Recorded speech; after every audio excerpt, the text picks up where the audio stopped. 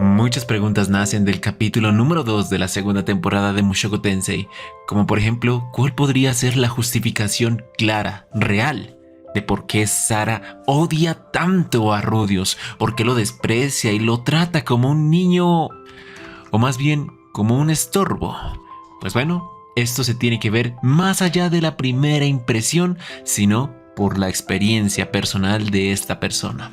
Sara había nacido como la hija de un cazador y de una sirvienta, y ella, en el lugar en el que nació, pudo conocer al principal terrateniente, un Notos Greyrat.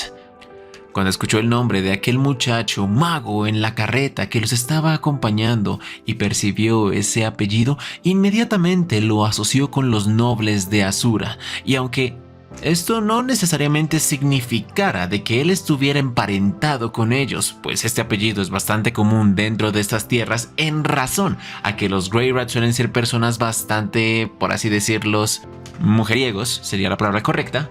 Cabía ciertamente la posibilidad de que él fuera algún hijo bastardo de alguno de esos hombres irresponsables, pero de igual forma habían unas cuantas cosas que no le cabían en su mente, como por ejemplo de que él fuera un mago y evidentemente el bastón que éste utilizaba para conjurar sus hechizos. En principio, se notaba que tenía bastante experiencia en el uso de la magia. Además, sus modales eran muy buenos y refinados. Sabía leer, sabía escribir e incluso conocía muy bien los aspectos del conocimiento general. Entonces, esto demostraba de que el muchacho había recibido educación de primera calidad, cosa que los plebeyos simplemente no tenían acceso a poseer, y sobre todo, ese bastón con esa gigantesca roca de Magatita que evidenciaba un valor astronómico. Si juntaba todos esos valores, se notaba o se sospechaba de que Rudius era algún tipo de noble que quizás se encontraba viviendo en algún internado o en alguna escuela de magia, que de pronto habría escuchado las historias de aventura de alguno de sus profesores y decidiera intentar probar con este mundo, escapar de el destino que ya se le había implantado. Y aunque al principio sonara maravilloso, hermoso, romántico, Sara, por experiencia propia, sabía de que estos eran los peores aventureros en quienes no se podía confiar, porque habían muchos nobles que trataban de hacer lo mismo, que querían probar este mundo maravilloso de aventuras y emoción, o por lo menos eso es lo que ellos se idealizaban. Pero cuando llegaban los problemas, cuando finalmente aparecía una situación de riesgo, estos eran los primeros en escapar, los primeros en huir y abandonarlos a todos. La razón es simple: porque aún tenían un lugar al que volver. Y es por eso mismo que Sara siempre los despreciaba y los odiaba, porque no eran confiables, porque simplemente ellos no se comprometen con la causa hasta el final. A diferencia de los aventureros que están ejerciendo la profesión no por una opción, sino porque les tocó, porque ya no hay más caminos a seguir, porque es este o morir de hambre en la calle o en el frío. Y por eso mismo es que Sara odió tanto a Rudius sin siquiera conocerlo. Es más, incluso empezó a mear en la posibilidad de que el muchacho realmente hubiera inventado la historia de la desaparición de su madre para que no lo molestaran más. Pero después de esta misión con los osos, esas dudas empezaron a despejarse y empezó a aceptar la realidad. El muchacho decía la verdad y él tampoco era ninguno de esos nobles mimados. Era alguien realmente comprometido con su misión. De lo contrario, él no estaría en este punto ni tampoco tendría tales conocimientos mágicos, porque su capacidad mágica y la potencia de sus hechizos estarían al mismo nivel que un mago avanzado o santo. Y esos eran los pensamientos de Sara. Pero espera un momento, mi hermano, la cosa no termina acá. Este video trae una jugosa cantidad de curiosidades que seguramente no conocías del capítulo número 1 de la segunda temporada de Mushoku Tensei. Así que, si te interesa, acompáñame un rato, no tomaré mucho de tu tiempo, porque estas son varias curiosidades que podrían interesarte. Así que empecemos con número 1. Al principio del capítulo nos vemos con el protagonista y un montón de personas random dentro de una carroza, pero la carroza incluso tenía su propia historia y le pertenecía a un comerciante que estaba jugándose el pellejo con este envío. Debido a la cruda y fea situación que estaba pasando el reino de Asura, habían bastantes exportaciones comerciales con los reinos del norte. Y un comerciante que finalmente había logrado enrolarse con el gremio de comerciantes había recibido un encargo bastante importante con la ciudad fronteriza de entre Asura y los reinos del norte. Por lo tanto, apostando todos los ahorros de su vida, decide comprar toda la mercancía necesaria para obtener buenos beneficios y luego garantizando de que monstruos, bandidos o ambos no lo asalten en el camino, decide contratar guardia profesional para la escolta. Entre esos estaba el grupo de clase B, Counter Arrow, y un mago de clase S que se había apuntado a la escolta de ese lugar, Rudius Greyrat. Número 2. Sobre la arquería. Resulta de que esta no es una profesión muy amada por parte de los aventureros. En el mundo de Mushoku Tensei todos pueden utilizar magia y, debido a esto, si existiera alguien especializado en los ataques de media distancia, lo haría es con la magia, con hechizos básicos como bola de fuego, bala de cañón o cosas por el estilo. Por lo tanto, utilizar un arco y una flecha no era muy práctico. Primero, las flechas pesan, son poco prácticas y tienen menos alcance que la magia. Pero eso sí, los arcos tienen algo que los magos jamás podrán compensar y es velocidad de ataque. El tiempo de casteo que tiene un mago para conjurar un hechizo es el suficiente para que un arquero le meta 5 flechazos en la cabeza. Pero esto simplemente es cosas o aspectos que podrían hacer los profesionales, aquellos que hayan dedicado su vida a esta arte. Por eso Sara es especial. Incluso Rudius lo reconoció. El talento en bruto de esta mujer posiblemente sea el mismo, igual o superior al de Eris. Quizás solo el futuro sepa y depare lo que ella podría esperar. Número 3. Los aventureros tienen una regla de oro para socializar, y es que, como frecuentemente están cambiando de compañeros para sus trabajos y nunca se sabe con quién te vas a cruzar, muchos de ellos se hacen muy desconfiados y desprevenidos. Por lo tanto, se aseguran de nunca entrometerse mucho en la vida de los demás. Entonces, si tú de repente haces una pregunta que es involucrada con algo personal de un aventurero, él puede contestarte: no quiero contestar, no quiero hablar de eso. Y es cortesía en este mundo por parte de este gremio dejar de entrometerse y callarse, simplemente no continuar con la conversación. Esto es algo muy practicado y que Rudius puso en práctica dentro de esta carroza. Cuando habló acerca del desaparecimiento de su madre, Susana acató la norma de la tradición no escrita y decidió dejar de preguntar y entrometerse en la vida del muchacho. Pero eso no fue suficiente, aún quería seguir hablando con él. Por lo tanto, empezó a hablar de forma individual acerca de los peligros y las características especiales de las regiones del norte. Así sea solo quizás para que el muchacho tuviera un poco más de conocimiento. Número 4.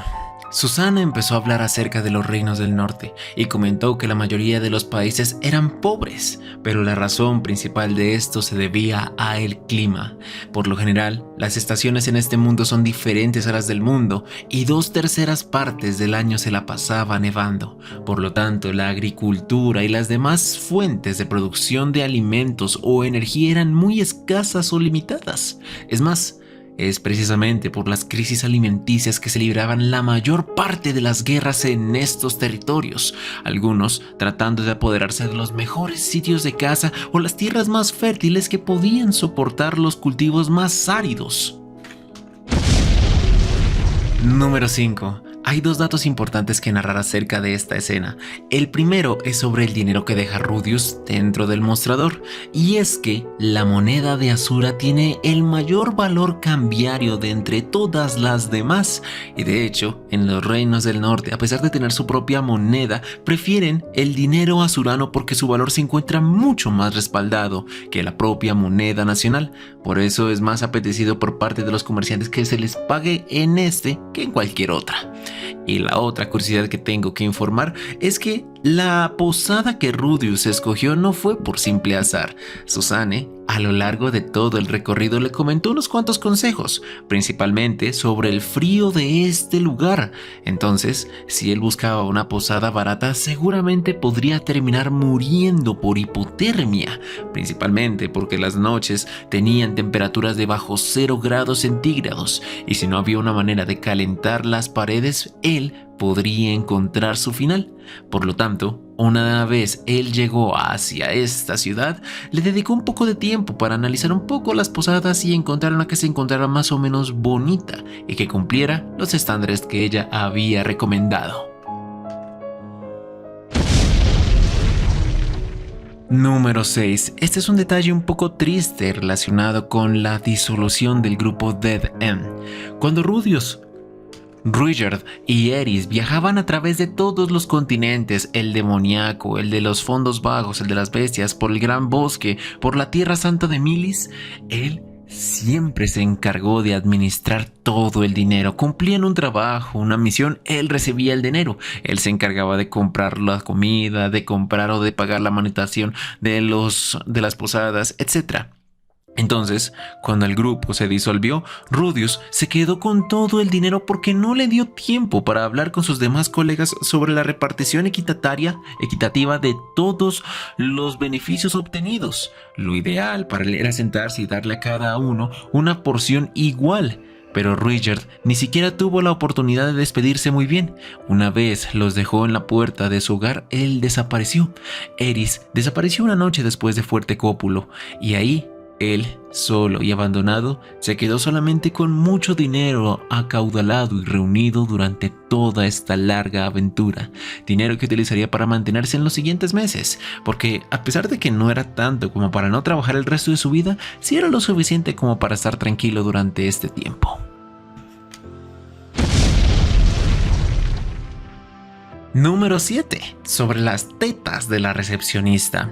Verán, cuando Rudius fue al gremio de aventureros y vio a la mujer encargada de atender a todos estos bárbaros, miró de que ella tenía un busto bastante prominente y grande.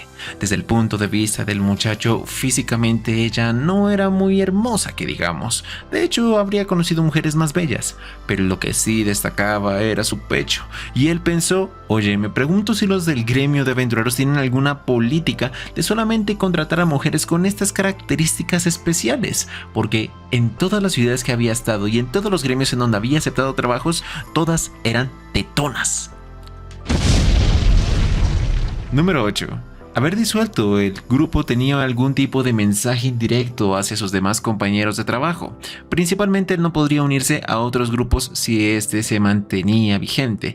Y segundo, una vez es disolvido, la notificación alcanzaría a todas las demás tarjetas de aventureros de los demás miembros. Entonces, cuando Ruijerd mirara su tarjeta y se diera cuenta de que el grupo habría sido disuelto, Rudius se preguntaría él qué sentiría. Posiblemente se sentiría un poco triste. Y Eris quizás no sienta nada, fue lo que el Rudius pensó. Y la verdad, no estaba muy entusiasmado en saber cuál sería la reacción que ella tuviera dentro de su corazón. Número 9. Rudius tenía que buscar a su madre y para eso tenía que idear un plan teniendo en cuenta que el grupo de exploración de Paul seguramente habría intentado todos los sistemas posibles. Entonces él decidió el siguiente plan. En lugar de ir buscando por todas las piedras a ver si encontraba a su madre, mejor él se convertiría en alguien muy famoso y relevante allá en donde fuera, para que así alguien escuchara el rumor de que Rudius Greyrat, un mago que puede utilizar magia en silencio, estaba buscando a su madre. Y así quizás pudiera traerla a ella o a alguien que supiera acerca de su paradero. Este era su plan, y por eso empezó a tomar encargos y a utilizar su verdadero nombre. Anteriormente lo haría con el de Richard para tratar de limpiar un poco el nombre de los Suprav, pero como esta misión ya había sido finalizada, ahora estaba pensando en sí mismo. Los países del norte tenían bastantes problemas para poder resolver. En el reino de Asura los monstruos eran más débiles, no eran tan agresivos y por ende las misiones solamente llegaban a nivel C o a lo mucho a nivel B, pero las misiones de los reinos del norte estaban siempre en categoría B, A o S, simbolizando la gran dificultad de la que ésta simplificaba y demostraba. Por lo tanto, Rudius decidió tomar el encargo más difícil que encontraba: eliminar a una manada de osos por sí solo. Y aunque su tarjeta de aventurero decía que era un aventurero de clase S, la recepcionista no permitió de que él tomara el encargo solo, principalmente porque la costumbre y la regla no escrita es que los grupos se encarguen de ello, más no las personas individuales. Después de todo, también sería muy loco por parte de un funcionario permitir que un tonto vaya a su muerte inmediata a cumplir una misión imposible por sí solo.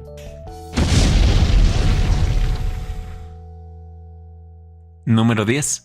Rudius sí aceptó la mano de Susanne. Entendía perfectamente que las acciones que había tomado hasta ahora con ella y con los de su grupo quizás no hubieran sido las mejores. Entendía que su actitud era pésima. Por lo tanto, quizás en forma de tratar de enmendar un poco la situación y llevarse bien con los compañeros que estaba a punto de conocer, decidió optar por otra salida, hablando con ellos un poco más abierto, menos formal, más cálido.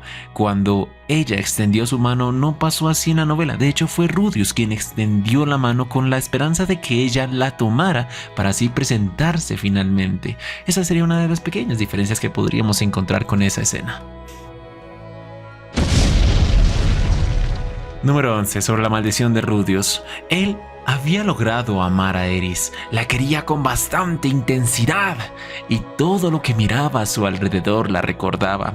El cielo, completamente azul, lo hacía recordarla, porque este es el color opuesto al rojo. La comida la hacía recordarla, el trato de Sara la hacía recordarla, y el dolor empezaba a crecer más y más en su pecho, a tal punto en el que él recordaba esas palabras en su corazón. Esa noche que pasaron juntos, él había jurado hacerla feliz, estar siempre al lado de ella y protegerla. Claro, los dos eran nobles de Asura y entre comillas eran primos, pero de igual forma Rudius no quería dejarla. Rudius quería seguir estando al lado de ella. Número 12. ¿Cuánto tiempo habría pasado desde que el grupo salió de la ciudad hasta que encontró el grupo o la manada de osos? Pues la respuesta, mi amigo mío, son 3 días. 3 días en donde Rudius puso en práctica todo el trabajo en equipo del mismo grupo Counter Arrow.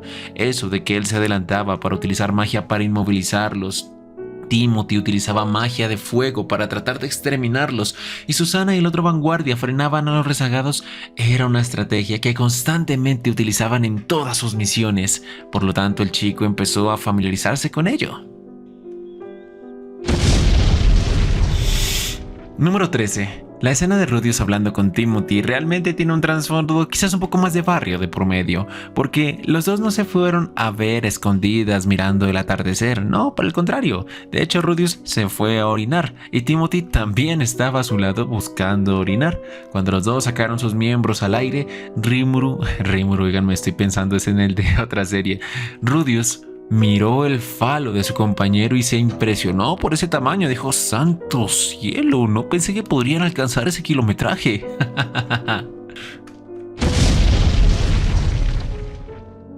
Número 14. Muchas de las anomalías que pasaron en esta misión, Sara se atribuye la responsabilidad, porque antes de que anocheciera, fue deber del grupo haber inspeccionado un poco más los alrededores, saber exactamente más del terreno, y así se habrían dado cuenta de las demás manadas de osos que habían en este lugar. Sara se responsabilizó. Ella simplemente se conformó con la información que había visto al principio en lugar de corroborar, y eso fue lo que causó ese estrago y este problema principalmente. Rudius también sentía un poco de escalofríos y quizás un poco menos de confianza, porque Sara dependía bastante de sus ojos, aunque brindaban buena información, él se encontraba más acostumbrado a Ruijerd, quien mediante sus habilidades en Zuprath podía tener un mejor análisis de entorno, diciéndole exactamente el número de monstruos a su alrededor y sus ubicaciones, mientras que Sara simplemente podía dar suposiciones.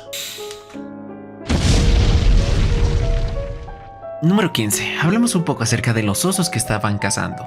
Cuando se acerca el invierno, ellos van a invernar, pero antes necesitan un poco de desestrés. Entonces lo primero que hacen es recolectar alimento, comida. Por lo tanto, atacan muchas aldeas humanas para, o plan B, devorar a los habitantes y llevarse sus cuerpos a sus nidos para después comérselos en la invernación, o pues simplemente molestar y robar sus recursos. Ahora bien, esto es una de las cosas que hacen antes de invernar, y la otra es la copulación extrema entre los demás miembros de la misma manada. Entonces, cuando ellos pasan una tarde fuerte de copulación, ya es más o menos a eso de las 6 de la noche que les empieza a entrar fuertemente el sueño y ya se van a dormir. Esa es la debilidad que aprovechan los aventureros para cazarlos. Número 16. ¿Qué era lo que hacía que el corazón de Rudius temblara?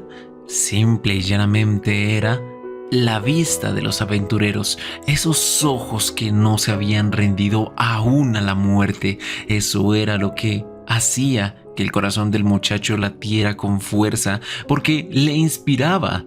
Admiraba a esos hombres que buscaban fervientemente sobrevivir sin importar las circunstancias. No había desesperación en sus ojos, solamente determinación para encontrar una salida hacia el punto en donde ellos podrían sonreír y volver a casa. Número 17. Rudius de hecho no reconoció el hecho de haberlo salvado en esta misión, porque él dijo: si yo no hubiera tomado este encargo de forma impulsiva al principio, seguramente ustedes no tampoco lo habrían tomado y habrían escogido algo más simple, algo más normal para poder empezar. De hecho, fue por mi impertinencia que nosotros estamos en este lugar. Por lo tanto, de igual forma, si yo no hubiera estado aquí, ustedes no estarían aquí y no habrían corrido riesgo de morir. Bueno, mis queridos héroes, eso sería más o menos toda la información que podría brindarte acerca del capítulo número 1. Los datos más relevantes e interesantes. Si te gusta el video, dale like, me gusta, comparte. Recuerda que este fue tu amigo y buen vecino, el viejo Migue. Y que de la misma forma, él mismo te desea una feliz noche, mi hermano. Adiós.